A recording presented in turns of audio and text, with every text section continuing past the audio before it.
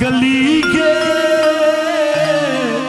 पागल कहैया जमाना, सुन पगली के पागल कहैया जमाना। लागैया कि मर जइतो नहीं तो जहान खइतो, लागैया कि मर जइतो नहीं तो जहान खइतो। लोग के सुनी सुनी ताना है, सुन पगली नीचा में चल नीचा में खेला, सुन पगली के पागल कहैया जमाना, सुन पगली के पागल कहैया जमाना।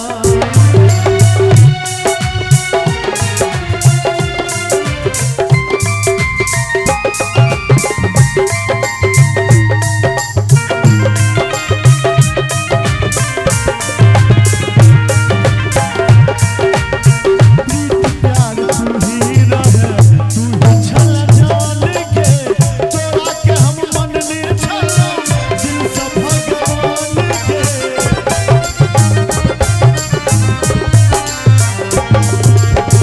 प्रीत प्यार तू ही छले जान गे, तोरा हम मन ने छलियो दिल से भगवान गे। किया तू प्यार को के दिल से खिलवाड़ को के, किया तू प्यार का गाना है, सुन पगली के पागल कहैया जमाना, सुन पगली पागल कहैया जमाना। माधव कहै छो छोरे छले हमर जान गे, राधे के संगे जाको बनेले तुआन गे। किस्मत गरीब हमर फूटल नसीब हमर, तू ही धन दौलत के खजाना है। एक बार कली छोड़ दियो, अंत में ताली बजा के सब उठे, ताली बजा के सब उठे, ताली बजा के पगली के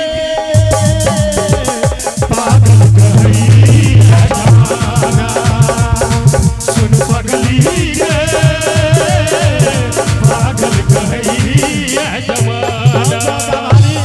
श्री श्री 108 गणेश पूजा नवयुवक सेवा समिति भटपुरा सह गंगोली के तमाम कमेटी के समस्त ग्रामीण के और हम अपन छोट भाई आयुष्मान के जो सब कलाकार के बजलिए, समस्त कमेटी के बहुत बहुत आभार। जे कोनो हमरा सबसे त्रुटि भेल है आयुष्मान जकाँ अपन छोट भाई बुझ हमरा सबके क्षमा करबे। धन्यवाद, सुप्रभात, जय मिथिला, जय मैथिली, हर हर महादेव, हर हर हर।